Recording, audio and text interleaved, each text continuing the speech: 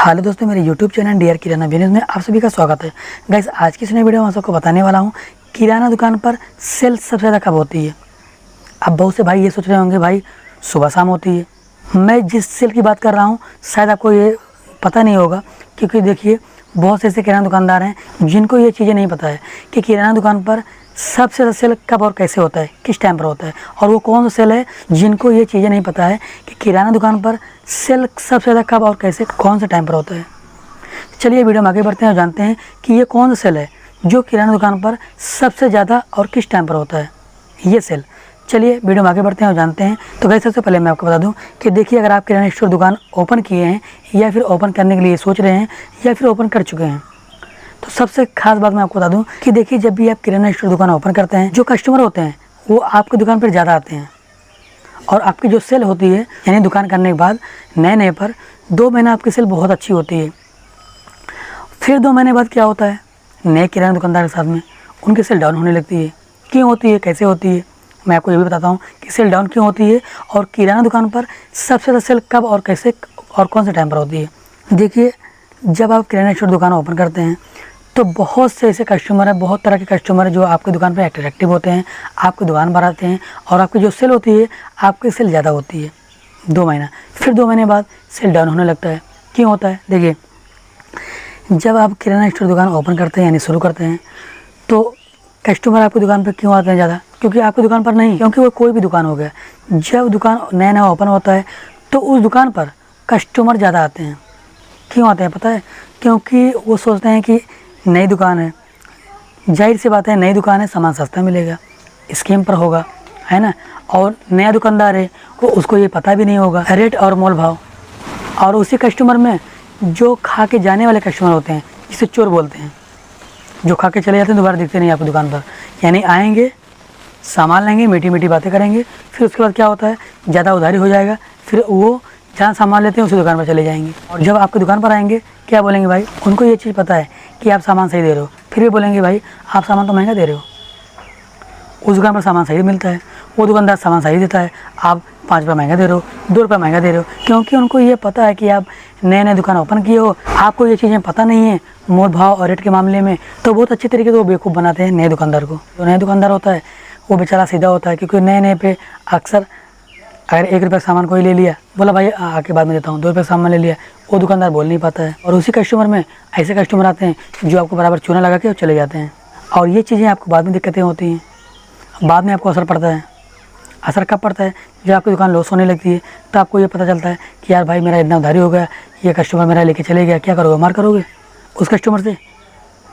क्योंकि देखिए, अगर आप उधारी दे रहे हो कस्टमर को, आप उतना ही उधारी दो, यानी कि जितना वो दे सके।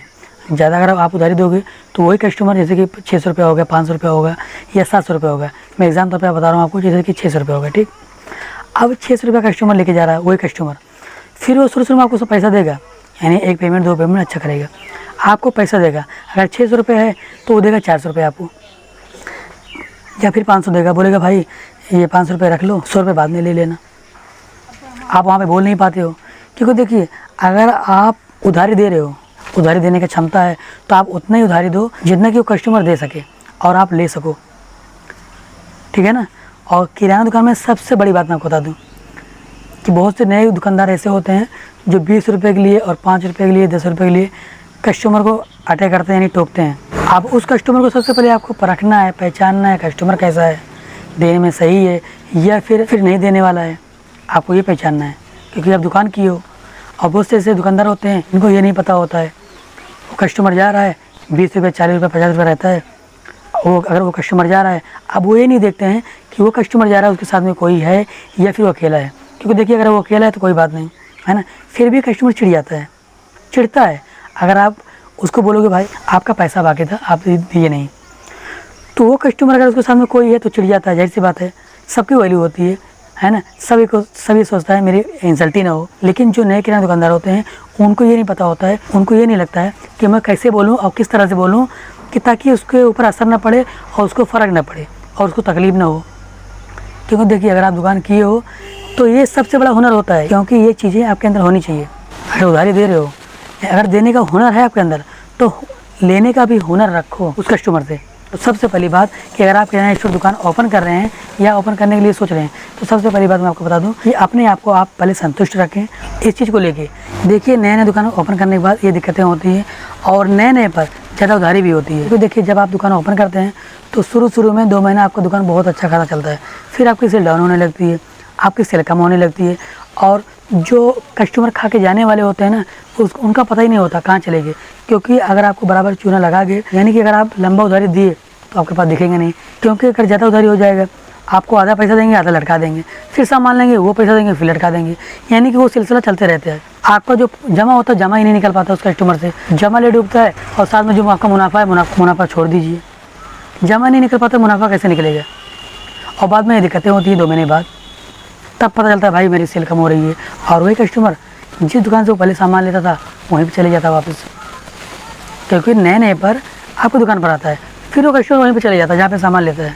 यानी किराना दुकान करने के बाद 2 महीना आपकी सेल अच्छी होती है, फिर जो कस्टमर होते हैं खाने वाले आपको बराबर चूना लगाते हैं और आप नए होते हैं, इस चीज़ को बोल नहीं पाते हैं, कह नहीं पाते हैं, है ना। ज़्यादा लंबा उधारी होता है तो आधा पैसा दिए, आधा नहीं दिए, फिर आए तो फिर सामान लिए, वो पहले वाला पैसा दिए फिर लटका दिए, और जो नया सामान लेते हैं उसमें से भी लटका दिए, तो आपका लॉस होता है। आपको दिक्कतें कब होती है? 2 महीने 3 महीने बाद, जब आपके पास पैसा नहीं होता सामान लेने के लिए, आपका सेल नहीं होता है, तो तब आपको दिक्कतें होती हैं इस चीज़ को लेके।